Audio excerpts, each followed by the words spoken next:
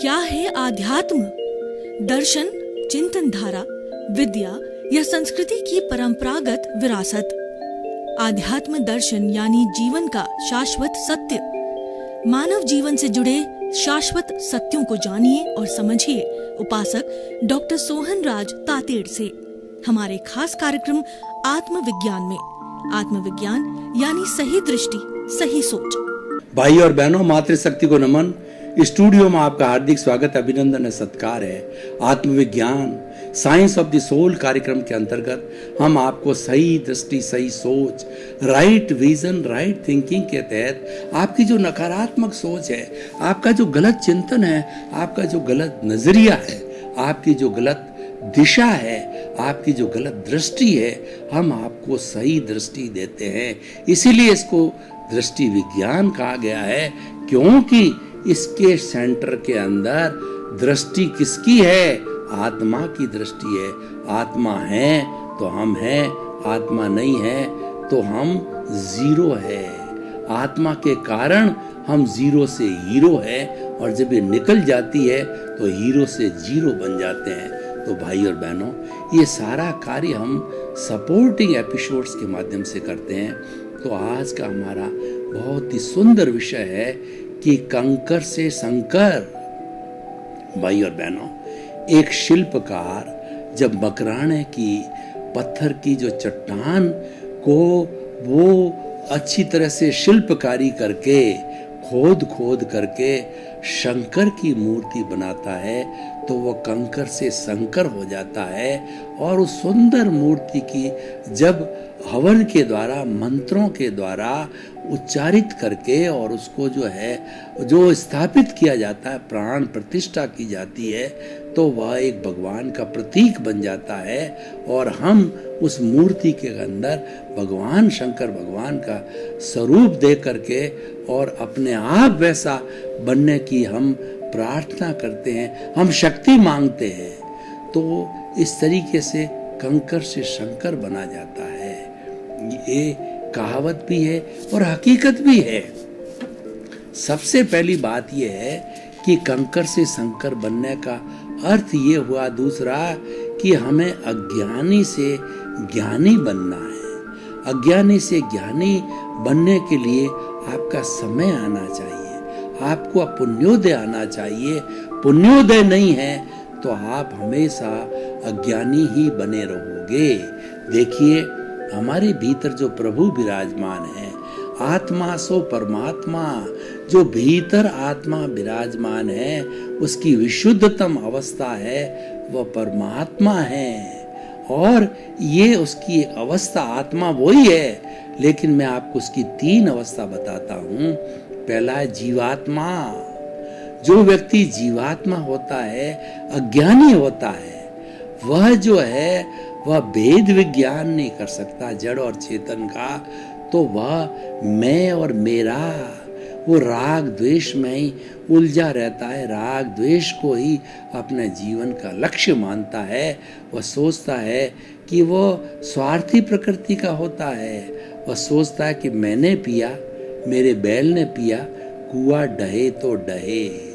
वो मैं और मेरा में उलझ जाता है। मेरा घर, मेरा परिवार, मेरे बाल, मेरे बच्चे, मेरा धन, मेरा दौलत, मेरी मकान, मेरी फैक्ट्री, मेरा पद, मेरा प्रतिष्ठा, मैं इतना बड़ा व्यक्ति, मैं इतना बड़ा विद्वान, मैंने इतनी पुस्तकें लिखी, मैं भारत का राष्ट्रपति, मैं भारत का प्रधानमंत्री, मेरे पास इतनी इतनी डिग्रियां हैं।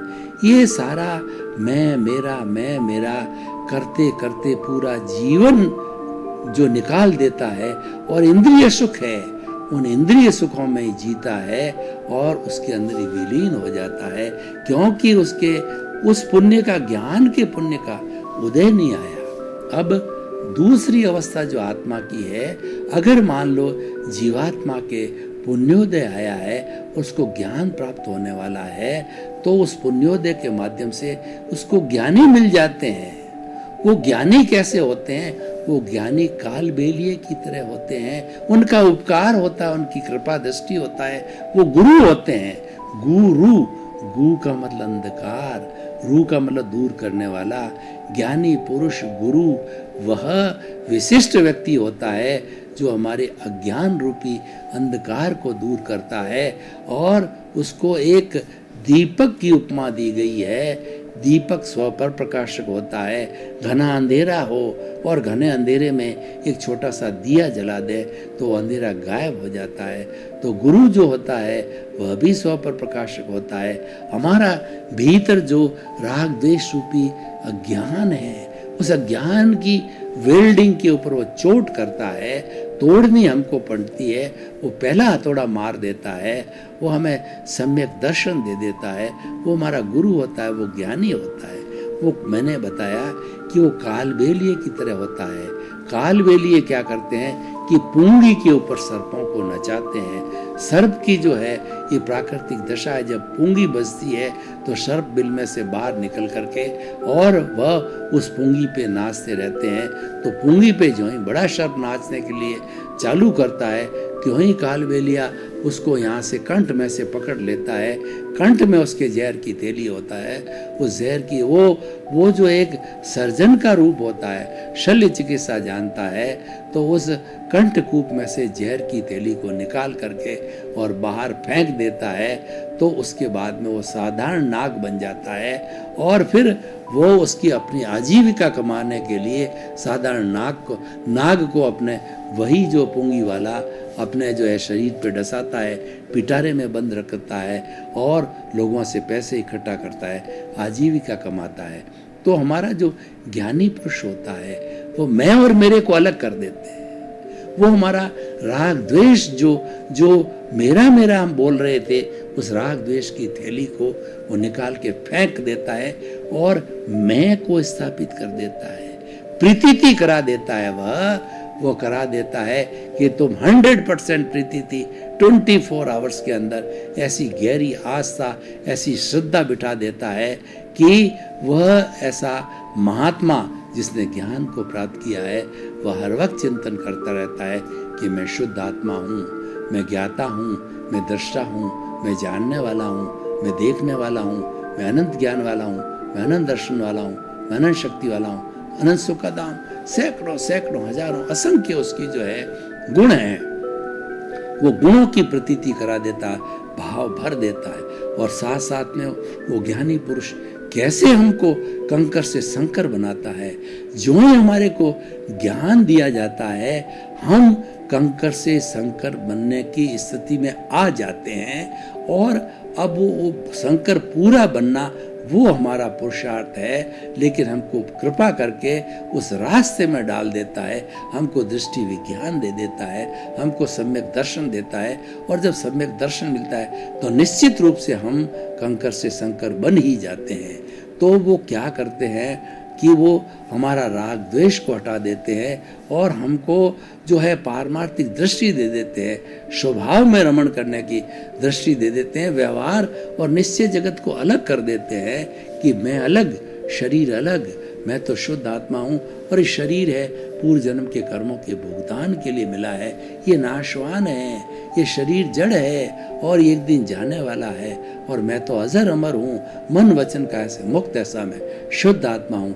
ऐसी प्रतीति पैदा करते हैं और उसके बाद में जागृति पैदा हो जाती है। 100% प्रतीति के साथ में वो ज्ञानी पुरुष 15% की हमको जागृति करा देते हैं। हर वक्त चिंतन करो कि तुम तो शुद्ध आत्मा हो, शुद्ध भावों में रहो।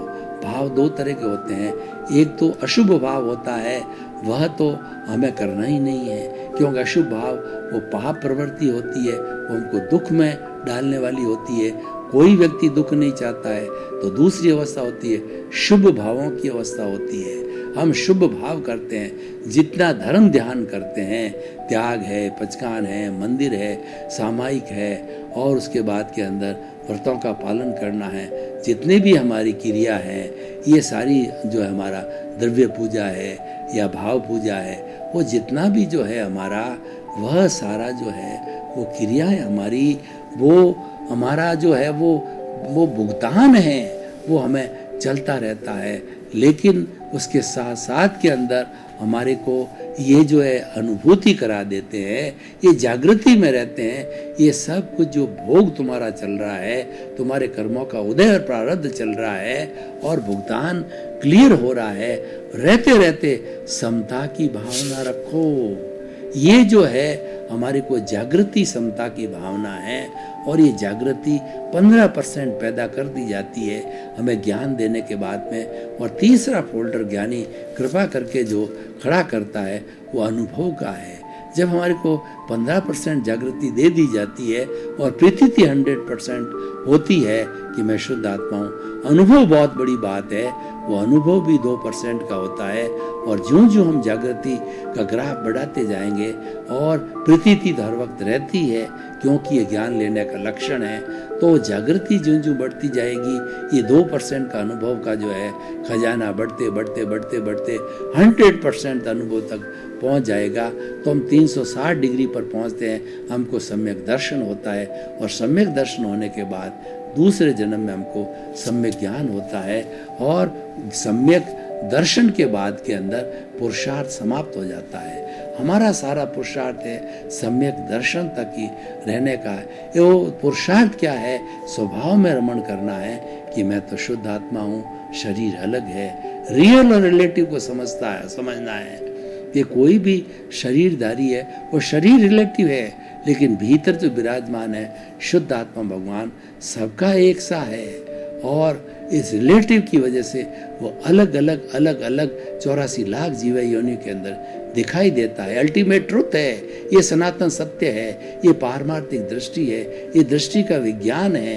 और ये हमें जब प्राप्त हो जाता है दृष्टि का, रियल और रिलेटिव का, तब हमको सम्यक दर्शन हो जाता है और हम आगे शंकर से कंकर बनने की ओर बढ़ते रहते हैं।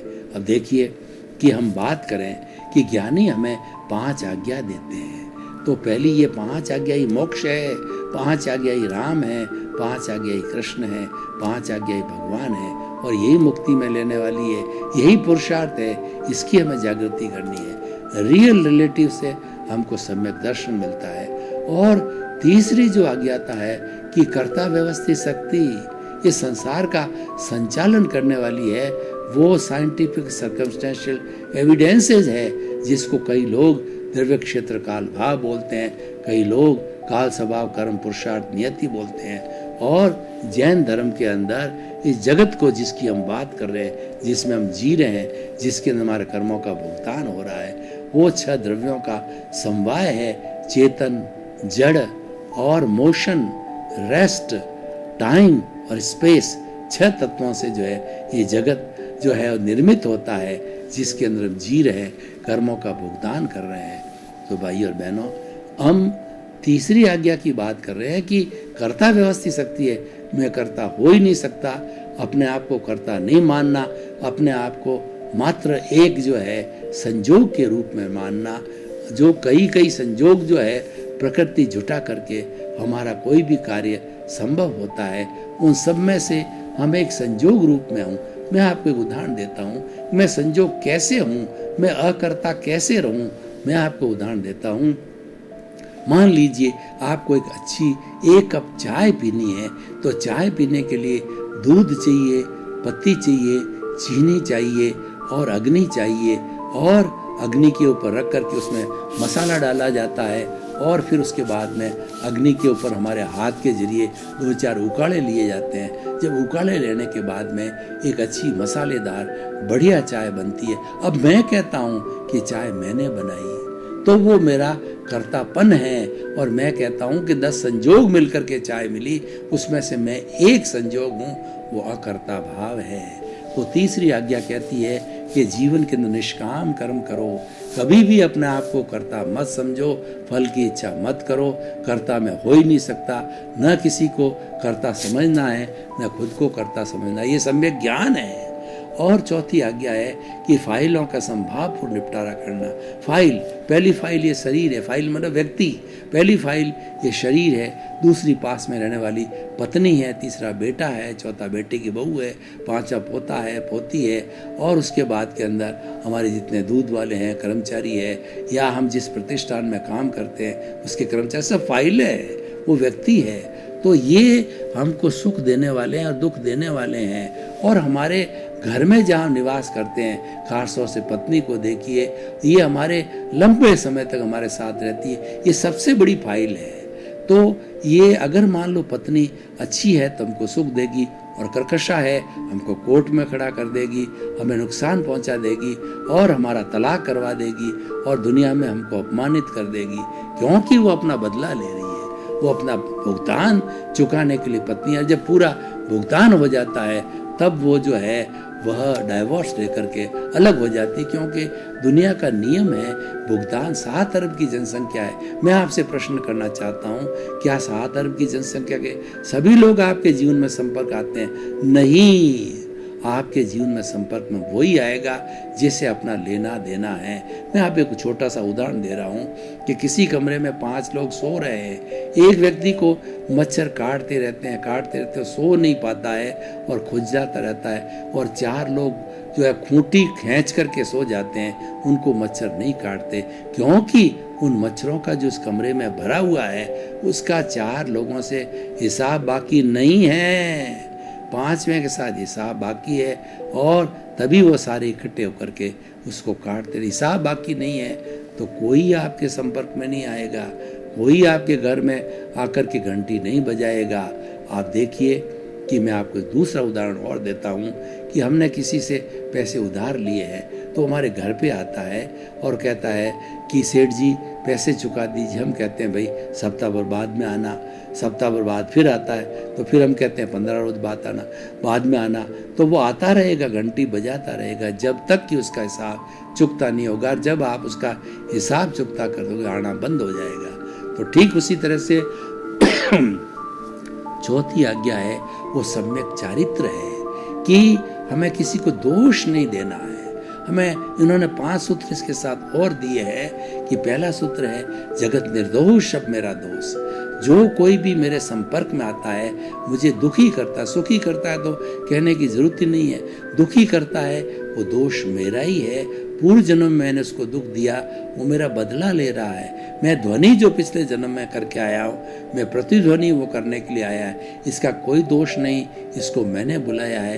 पूरी सृष्टि जो है, ये पूरा ब्रह्मांड है, वह निर्दोष है, और 84 लाख जीवा योनि के प्राणी भी मेरे लिए निर्दोष है। तो दोष किसका है कि दोष मेरा किसी के साथ बुरा बर्ताव किया हुआ है, वह उदय भाव के कारण, प्रारब्ध के कारण जो है निमित्त बन करके मुझे दोष आया। तो उसके को अगले को दोषी नहीं मानना, यही संभाव है और यही तरने का रास्ता है। तो इसलिए किसी को भी दोषी मत मानो, किसी के प्रति अभिप्राय मत दो, ओपिनियन मत दो। उसे नए कॉज नहीं पड़ेंगे, नए कॉज नहीं बढ़ेंगे तो नए कर्म बीज पैदा नहीं होंगे, नए कर्म बीज नहीं होंगे तो जो है हमारे कोई भुगतान शेष नहीं होगा, और हम एकदम 0 लेवल का उन कर्मों को करके सिद्ध बुद्ध मुक्त भी बन सकते हैं। तो भाई और बहनों, हम जो है बात कर रहे थे शंकर से कंकर बनने की, तो शंकर बनने के, मैं कंकर से शंकर बनने की बात कर रहे थे।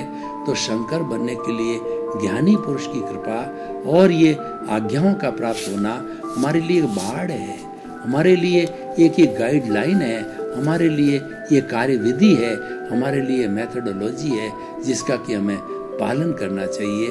तो जगत निर्दोष। दूसरा, टकराव टालिए। दुनिया में सब लड़ाई झगड़े टंटे होते हैं, वो टकराव के कारण होता है, प्रतिक्रिया के कारण होता है। हमको प्रतिक्रिया विरति करनी चाहिए, और जहाँ कहीं भी झंझट पैदा हो वो स्थिति हमें छोड़ देनी चाहिए, उस स्थिति से हट जाइए। तो टकराव को आगे बढ़ाना नहीं है। तीसरा, एडजस्ट एवरीवेयर। हमारे जीवन के अंदर धूप आती है, छाँव आती है, अब जो है पुण्य आता है, पाप आता है, दुख आता है, सुख आता है। कभी जो है भोजन ठंडा मिलता है, कभी भोजन गर्म मिलता है, कभी भोजन मनोनुकूल नहीं होता है, कभी मनोनुकूल होता है। तो हर परिस्थिति के अंदर एडजस्ट एवरीवेयर। और चौथा सिद्धांत है कि भुगते उसकी भूल। आप जो कुछ भी भुगत रहे हो, सुख भुगत रहे हो, दुख भुगत रहे हो, कोई आपको कष्ट दे रहा है, कोई आपकी सुख पहुंचा रहा है, तो उस स्थिति के अंदर ये गलती किसी की नहीं है। जो सामने जो निमित्त बन के आया है वो तो प्रकृति ने उसको भेजा है, आप उसकी प्रति कृतज्ञता ज्ञापित करो। भूल आपकी है, इसीलिए जो भुगतता है उसकी भूल होती है कि आपने पूर्व जन्म के अंदर इसके साथ में कोई इस तरह का व्यवहार किया है, तब प्रकृति ने आज हिसाब को पूरा करने के लिए, आपको शुद्ध करने के लिए उसको भेजा है। तो उसके प्रति आप कृतज्ञता ज्ञापित करो, उसको दोषी मत मानो। और ज्यों ज्यों हम उसको दोषित नहीं मानेंगे त्यों त्यों हमारा ये जो है राग द्वेष घटता जाएगा, शुद्धता की ओर प्राप्त हो जाएगा। रुआसो न्याय, ये जो कर्म सिद्धांत है ये ईश्वर का रूप है, ये हमेशा न्याय करता। प्रकृति हमें अच्छे कार्य का पनिशमेंट देती, अवार्ड देती है, और बुरे कार्य का, पाप कार्य का पनिशमेंट देती है। प्रकृति की ड्यूटी है। ये जो है ये तो निमित्त जुटाना प्रकृति की ड्यूटी है, उपादान हमारा है और निमित्त है प्रकृति जुटाती है। तो उसी से हमारा उदय भाव चलता है, प्रारब्ध चलता है। तो भाई और बहनों, हम कंकर से शंकर जब जीवात्मा से अंतरात्मा बन गए और 5 आज्ञा का रेगुलर पालन करते रहेंगे, हम प्रतीति, जागृति और अनुभव की दिशा के अंदर बढ़ते रहेंगे। हमारा अनुभव ज्यों ज्यों गहरा होता जाएगा कि मैं तो शुद्ध आत्मा हूँ, और किसी के प्रति बुरा भाव या बुरी किसी के प्रति बुरा भाव या जो है उसके प्रति जो है वो उसको दोषित देखा गया तो दोष मेरा ही है। और मेरे भीतर विराजमान शुद्ध आत्मा भगवान मुझे ऐसी शक्ति दो, जागृति दो कि मैं किसी भी प्राणी के साथ में उसको दुख न दूं, कष्ट न दूं।